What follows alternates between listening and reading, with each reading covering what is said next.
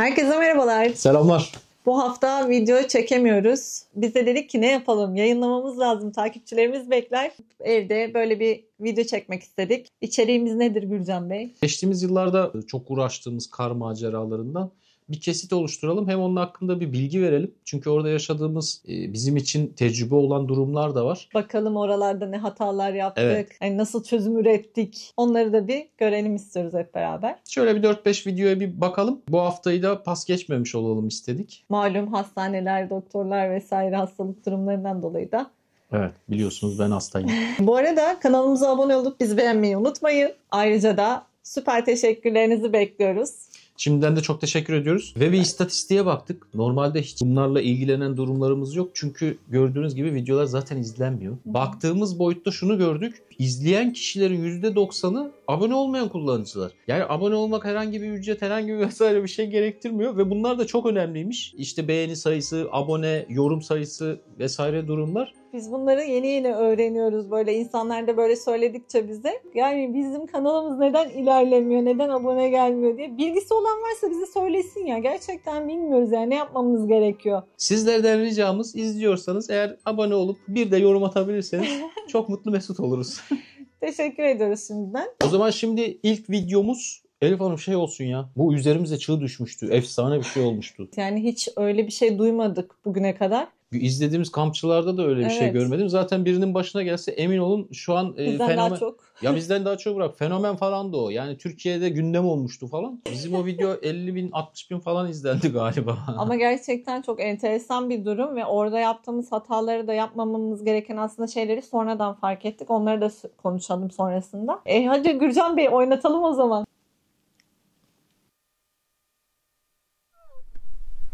Yok artık ya. Gerçekten yok artık. Bu ne arkadaş? Biz nasıl çıkacağız buradan? Mahsur kaldık. Gel. Böyle bir şey olabilir mi ya? Sen kendine baksana. Beline kadar kara girdin bebeğim. Gürcan Bey gel geri gel.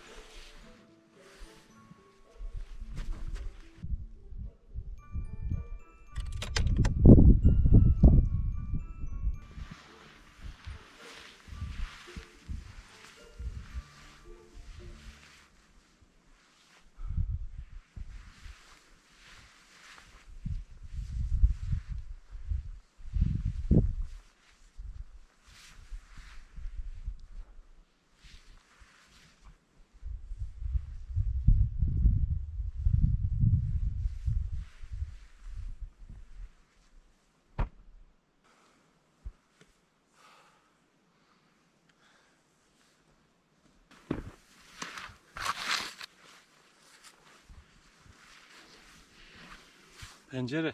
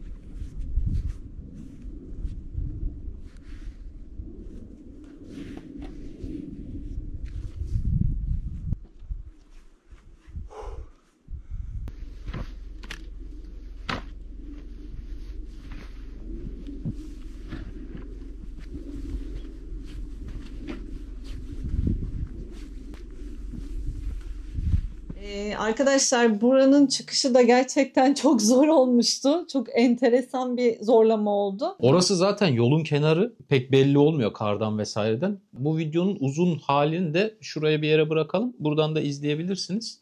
Bize orayı dozer açmıştı kar küreme çalışması Evet. yaparken. Abi gelin burada kalın dedi. Yolun da çok dibi olduğu için ve her yer kar olduğu için dönebilme imkanımız yoktu. Direkt kafadan girdik. Buradaki en büyük püf nokta, çekme karavanınız varsa arkadaşlar geri manevra konusunda en az uğraşacağınız şekilde park etmeniz lazım. Evet. Yani sürekli ileriyi düşünmek lazım bu işte. Çünkü böyle karda, çamurda vesairede, kanalda falan o merete yön veremiyorsunuz. Karavanın üstünü ölçtüğümüzde 54 santim kar yağmıştı. Yani çok büyük rakam. Arabayı çıkartmak için 1,5 saat falan uğraşmıştım. Sadece gömüldüğü ön tarafı açabilmek için. Çünkü komple kapandı. Çok ilginçti ya. Araba yoktu. Yani arabamız yoktu. Bunca yılın devamında gerçekten bu bizim için en böyle top noktada yaşadığımız işlerden bir tanesi. Evet.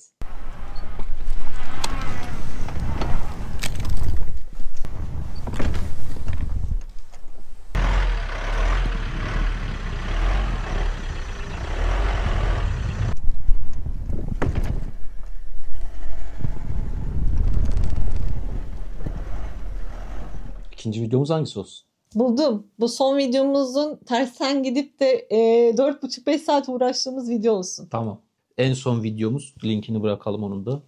Ya buz olmuştu yerdeki kar. Asla orta oturduğunda asla götüremiyordunuz. Hem teker kanala düşüyor, aşağıya çöküyor, hem orta oturuyor.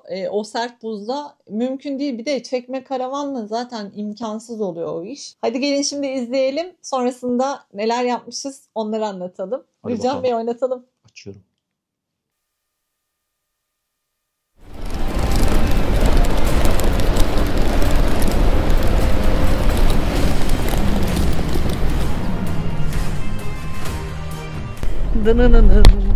Olmadı. Orta direkt oturmuş vaziyette zaten. Ondan alamıyor. Çok derin, çukur. Bilmiyorum ne yapacağız.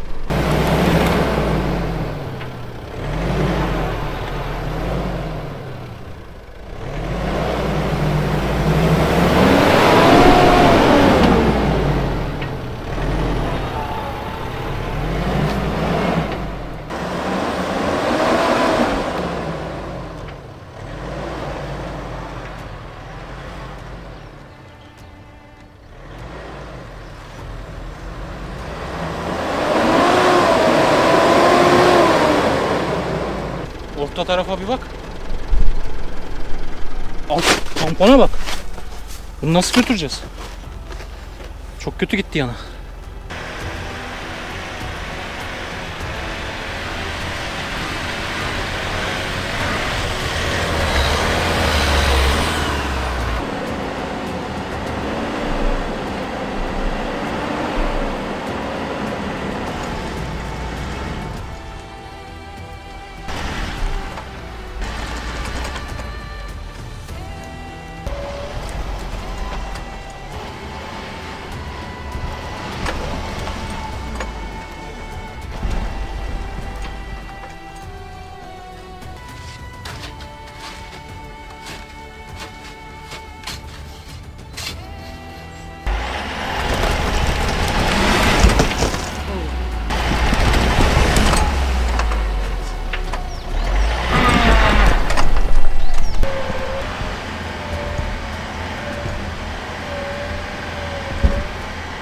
Bu tarz durumlarda yolu kestiremiyorsanız eğer çekme karavanınızı ayırıp araçla bir önden iz yapmanız sizin yani tamamıyla Kurtuluşunuz oluyor. kesinlikle olayınızı kurtarıyor.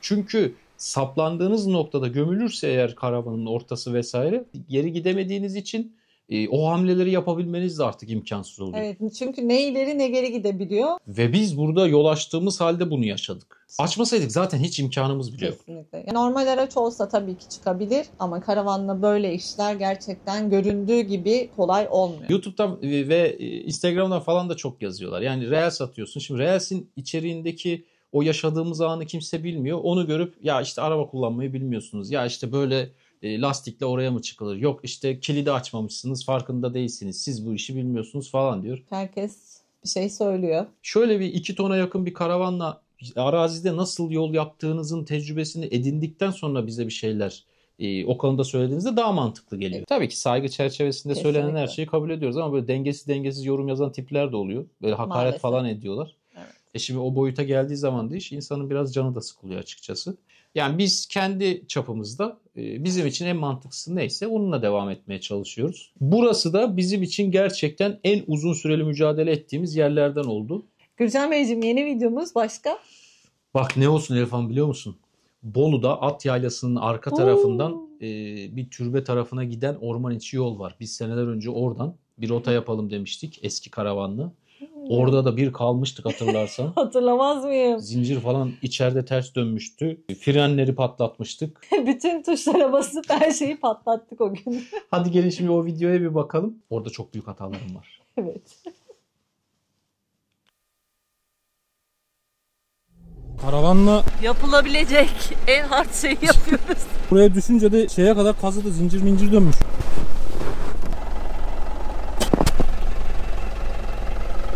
Vinçle şurayı atlatma derdindeyim.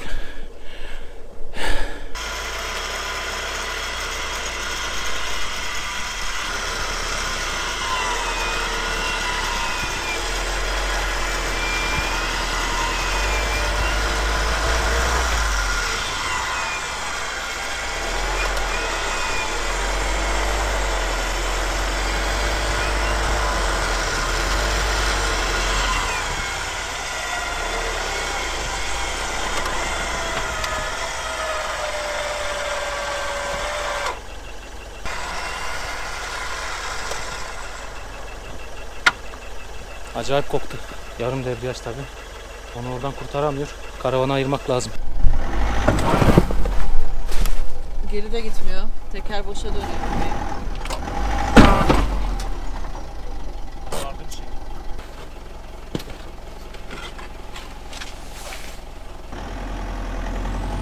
Heh, geri çıktı.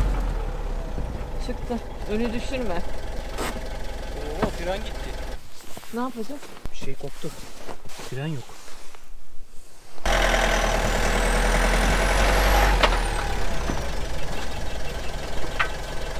Gitti mi gerçekten fren tamamen? Gitti. El freni de yok, fren de yok. Bir şey koparttı. Bu büyük sıkıntı. Ne yapacağız şimdi? Asıl şimdi mevzu bitti. Telefon da çekmiyor burada. Buradan hidrolik gitti herhalde. Anımızı kurtarmak için bir şeyler yapmaya çalışacağız. Bakalım başarılı olacağız mı? Nasıl çıkacağız? Çıkacağız mı? Hiç bilmiyoruz.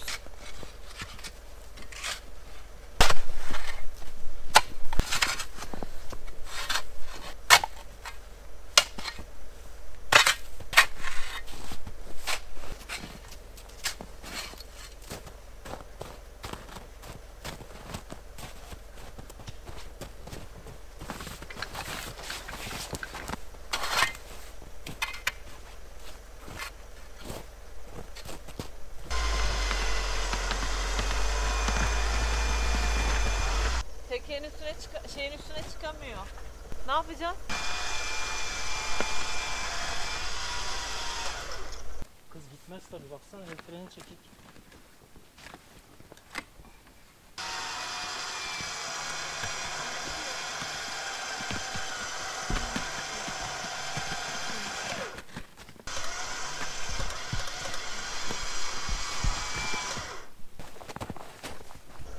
Fren tutmuyor. Fren tutsa bunu böyle çekebiliriz ya. Nasıl çıkacağız buradan bilmiyoruz. Görünür böyle.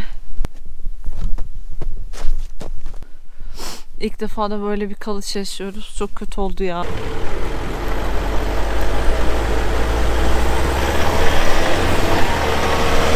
Bebeğim yavaş yavaş ip alttan gidelim. Ya Gürcan Bey, ben orada kaldığımız an bu kadar kar yağacağını beklemiyordum. Yıllardır bu işi yapıyoruz ama böyle aşırı kar yağmaya başladığı zaman gerçekten tedirgin oluyoruz arkadaşlar. Çünkü orada telefon çekmiyor, hiçbir şey yok. Giden gelen olmuyor asla. Yaylada da kimse yok. Yani Evet. en yakın ulaşabileceğiniz nokta sanırım 12-13 kilometre falan olması lazım Bolu'ya indiğiniz süreçte. Evet. Ufaktan korkuyoruz. Gürcan Bey bütün frenleri çekip sonrasında unutuyor. Alamayınca iyice gücü de frende tutunca hem karavanın hem aracın çat çut etti. Bütün frenler puf gitti. Çekme karavan kullanıyorsanız zaten en büyük yaşayacağınız sorun bu oluyor. El frenlerini falan unutuyorsunuz. Buradan ya söyleyebileceğimiz en büyük tüyo şu olur. Saplandınız, ettiniz. Sakin kalın. Başta kesinlikle sakince bir durun. Bir bakın ne yaptım, ne ettim, hani ne yapmam gerekiyor. Bir onu kontrol edin. Panik Evet. olduğunuz zaman asla çözemezsiniz o işi. Zaten çok karışıyor o zaman. Evet. Buradaki yaşadığımız o. Vinçle çekmeye çalışırken aracın el frenini indirmeyi unutuyorum. Karavanın el freni çekili. Vinçle de makara sistemi yapıp vurdurmaya çalışıyorum. Baskı balatanın yarısını burada bırakmıştım. Çok iyi hatırlıyorum kokudan. Evet. Hem de low devirde. Frensiz yayladan aşağıya indik biz karavanla. Tamam. Duramıyorum ki. Seni duyuyorum ama Eyvallah olsun. duramıyorum. Şaka gibiydi. Yani en çok korktuğum herhalde böyle karavanla araçla giderken oydu. Çünkü ne karavan ne aracın fren yoktu. Onun videosunu da koyalım. Buradan izleyebilirsiniz. Kendisi muhteşem izlenen tutan videolarımızda. Hadi Gürcan Bey, o zaman bizim en çok izlenen zirveye çıktığımız Evet işte ama sadece orada zirvede kalıp tek videoyla aşağıya Olsun. indiğimiz. o da olmayabilirdi.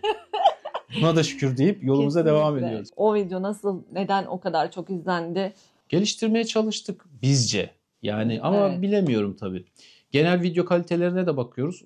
Çok böyle bizden ekstrem muhteşem videolar yok. Ki Evet. bizimkiler de iyi olduğunu düşünüyoruz. Biz kendimiz de çok izliyoruz. Yapımına, montajına, ne bileyim eklemelere, her şeye Gürcan Bey kendi yapıyor. Çok zor. Çok zorlanmaya başladık. Bir şey var ya bizim bir reels var. Çok zor. Çok zor. Arkan lazım. Arkan olması lazım.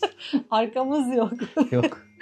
İnşallah diğer videolarımız da bu kadar yükselir ve izlenir. O da muhteşem bir kar fırtınasıydı. Gerçekten çok güzeldi. Orada kar fırtınası uyarısı varmış hava durumunda. Gürcan Bey dinlemedi. Dedim ki ya ne olacak? Biz her şekilde aşağıya inebiliriz. Bir anda bir rüzgar çıktı. Dedik ki hadi artık toparlanıp birazcık aşağıya inmeye çalışalım. Dışarıda yüzümüzü dönemiyorduk rüzgara. O kadar nefes alınmayacak kadar bir fırtına vardı. Yaklaşık yarım saat 45 dakikada 40 santim falan doldurmuştu her yer. Çünkü fırtınayla geliyordu. Ve arabada sanırım 8.'de falan çalışmıştı. O beni korkuttu. Çünkü orada hiç kimse yoktu. Gene aşağıya kadar yürümemiz lazımdı. O gece de deprem olmuştu. Evet. Kötü bir durum yaşanmıştı. Maalesef. Çığ düşen videoyla bizim indiğimiz yer arasında da yaklaşık 600 metre falan belki 700 metre rakım farkı vardır. Evet. O kadar yerden aşağıya geldik. Orada 3 metre yağmıştır. Biz buraya linkini koyalım. Şimdi bir de gidelim orada yaşadığımız maceraya kısaca bir bakalım. Oynatalım Gürcan Bey. Oynatıyorum.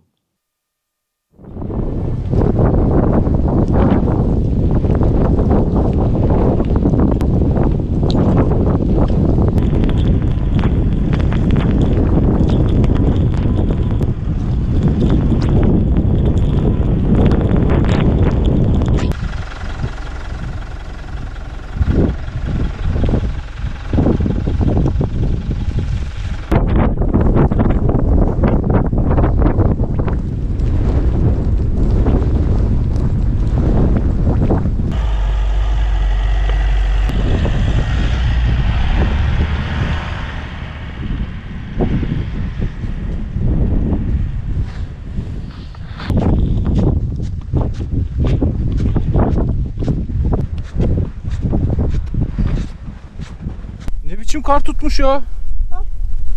Az daha çıkamıyorduk. Vallahi yarını beklesek çıkamayacakmışız.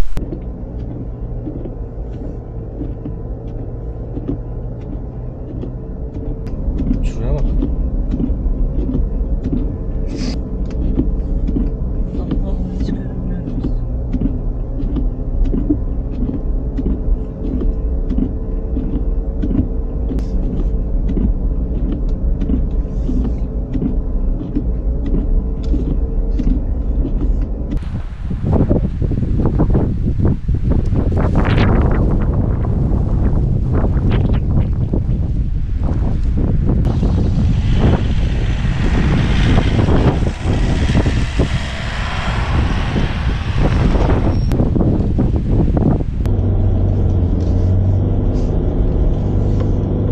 Aferin lan.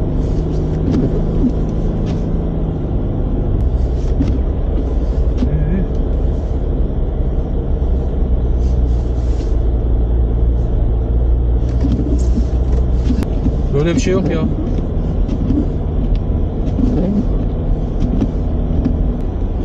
Helal olsun ya. Vallahi öyle bir kar yok. Biraz var.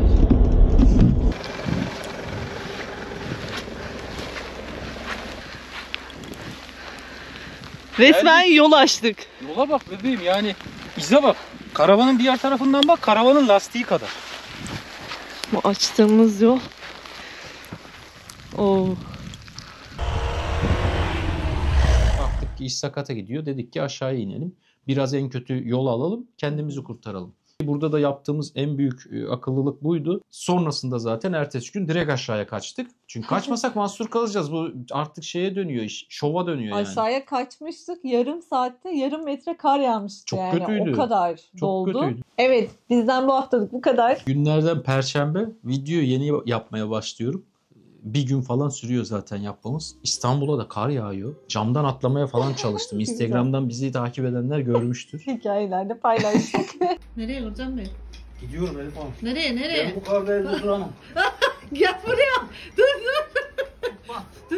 Nereye lan? Lan düşürmüştüm. Ben bu karda evde duramam. Zor tutuyorum Gülcan Bey gitme diye. Ağrılarım iyice hafifledi. Haftaya da bir randevumuz var. Onun öncesinde bir çıkmak istiyoruz. Önümüzdeki haftaya da bol mücadele bir video gelecektir diye tahmin ediyoruz. Bu videoyu da siz sevgili takipçilerimiz için çektik. Sakın videosuz bırakmayın diyorlar. Kendinize dikkat edin. Kanalımızı da beğenip yorum yapmayı ve abone olmayı lütfen unutmayın. Ki bizde de en kötü maddi olarak bir şeyler olmuyorsa bari manevi olarak da bir şeyler olduğunu görebilelim. Şimdiden herkese çok teşekkür ediyoruz. Bir sonraki videoda görüşmek üzere. Hoşça kalın. Bay bay.